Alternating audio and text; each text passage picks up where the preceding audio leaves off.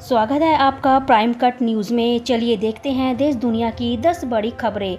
Daily updates रहने के लिए चैनल को सब्सक्राइब करें और साथ ही वीडियो को लाइक ज़रूर करें।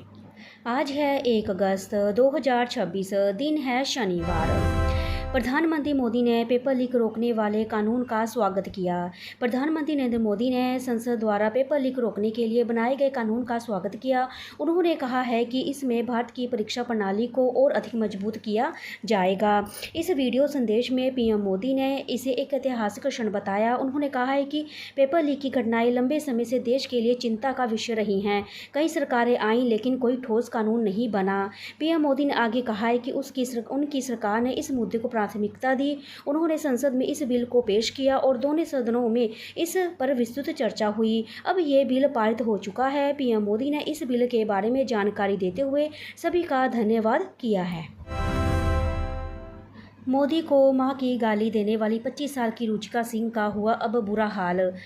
दिल्ली के जंतर मंतर कांग्रेस जनता पार्टी का विरोध प्रदर्शन नीट पेपर लीक और अन्य प्रतियोगी परीक्षा की धांधली के खिलाफ छात्रों की आवाज़ उठाने के लिए बुलाया गया था। लेकिन इस दौरान 25 साल की रुचिका सिंह का एक वीडियो सोशल मीडिया पर तेजी से वायरल हुआ है और वीडियो में रुचिका प्रधानमंत्री नरेंद्र मोदी के खिलाफ बेहद आपत्तिजनक, अभद्र और गंदी गालियां देते हुए दिखी है। इस वीडियो के सामने आने के बाद भारी सोशल मीडिया पर लोगों ने इसकी आलोचना हुई है। रुचिका सिंह ने न सिर्फ पीएम मोदी और उनके परिवार को गाली दी बल्कि इटली की प्रधानमंत्री जॉर्जिया मेलोनी को भी आपत्तिजनक शब्दों का इस्तेमाल किया है। अब इसके खिलाफ ऐसी कार्रवाई हुई है कि इसकी हालत खराब बताई जा रही है। शहजाद पूनावाला ने छोड़ी बीजेपी। भारतीय राजनीति के गलियारों के इस वक्त की सबसे सनसनीय और चौंकाने वाली खबर सामने आ रही है। भारतीय जनता पार्टी के प्रमुख आक्रमण और मुखर और जाने माने राष्ट्रीय प्रवक्ता में से एक शहजाद पूनावाला ने अचानक पार्टी से इस्तीफा दे दिया है और टेलीविजन डिबेट्स में विपक्ष के छक्के छुड़ाने वाले और हर मोर्चे पर नरेंद्र मोदी सरकार का लोहे की तरह जवाब देने वाले पूनावाला ने इस फैसले ने राजनीति के पंडितों से लेकर आम जनता तक सबको सन्न कर दिया है। सूत्रों के मुताबिक उन्होंने बीजेपी के शीर्ष नेतृत्व को अपना आधिकारिक इस्तीफा सौंप दिया है। गंगा का जलस्तर खतरे के निशान से 12 सेमी ऊपर।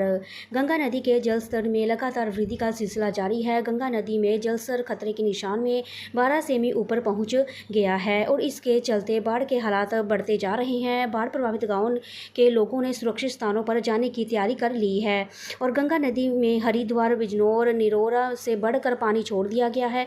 इसके बाद गंगा नदी में उफान आ गया है। गंगा नदी के जलस्तर में वृद्धि के बाद 36 गाँव बाढ़ की चपेट में आते नजर आ रहे हैं और निचले इलाकों में बसे गांवों तक बाढ़ का पानी पहुंच गया है। इस प्रकार जल वृद्धि जारी रही तो 24 घंटों में गांव के अंदर भी पानी भर सकता है। तो ठीक है, उमर अब्दुल्ला के तलाक को शीर्ष अदालत ने दी मंजूरी। 32 साल पहले किया था निकाह। जम्मू कश्मीर के मुख्यमंत्री उमर अब्दुल्ला उनकी पत्नी पायल अब्दुल्ला के बीच लंबे समय से चल रहा वैवाहिक विवाद आखिरकार खत्म हो गया है। सुप्रीम कोर्ट ने दोनों के बीच आपसी सहमति से तलाक को मंजूरी दे दी है। शीर्ष अदालत ने दोनों पक्षों के बीच हुए समझौते सभी विवादों के समाधान के आधार पर वैवाहिक संबंध समाप्त करने का आदेश जारी किया है। 6 साल बाद नई दिल्ली आ रहे हैं शी जिनपिंग। तो क्या एससीओ समिट में पाकिस्तान जाएंगे पीएम मोदी? 12 से 13 सितंबर को दिल्ली में ब्रिक्स शिखर सम्मेलन होने जा रहा है। इस शिखर सम्मेलन की दुनिया के कई नेता आएंगे और इसमें से आने वाले पुतिन से लेकर शी जिनपिंग का भी नाम है। उसके बाद करीब 6 साल बाद अगर चीन के राष्ट्रपति शी जिनपिंग सचमुच नई दिल्ली आते हैं तो ये सिर्फ एक राजनीतिक दौरा नहीं होगा बल्कि भारत और चीन रिश्तों के लिए बड़ा संकेत माना जा रहा है। और ऐसे अब अगर सितंबर में ब्रिक्स सम्मेलन के लिए शी जिनपिंग भारत आते हैं तो पूरी दुनिया की नज़र इस मुकाबले पर होगी। इसी के साथ ही एक और सवाल भी तेज़ी से उठता है कि अगर भारत चीन के राष्ट्रपति की मेज़बानी करता है तो क्या 2027 में पाकिस्तान में होने वाले एससीओ शिखर सम्मेलन में प्रधानमंत्री नरेंद्र मोदी भी जाएंगे? अमित शाह से मिले अजीत डोभाल, सीजेपी पर बड़े एक्शन की तैयारी। दिल्ली में जंतर मंतर पर विरोध प्रदर्शन के बाद कांग्रेस जनता पार्टी तो आराम से अपनी दुनिया में वापस चले गई हैं, लेकिन प्रदर्शन में आए चैन जी फंस गए हैं। और कांग्रेस जनता पार्टी के प्रोटेक्ट में युवाओं और देश छात्रों ने देश की सेना से लेकर सरकार को बहुत ही अपशब्द कहे हैं। अब वही युवा रो रहे हैं और सरकार से माफ़ी मांग रहे हैं। कांग्रेस जनता पार्टी का कहना है कि प्रदर्शन करने वाले सभी छात्रों पर केस वापस लिया जाए। हालांकि सुप्रीम कोर्ट का कहना है कि जिसने गुंडाई और हिंसा की घटना को अंजाम दिया है उस पर एक्शन होगा।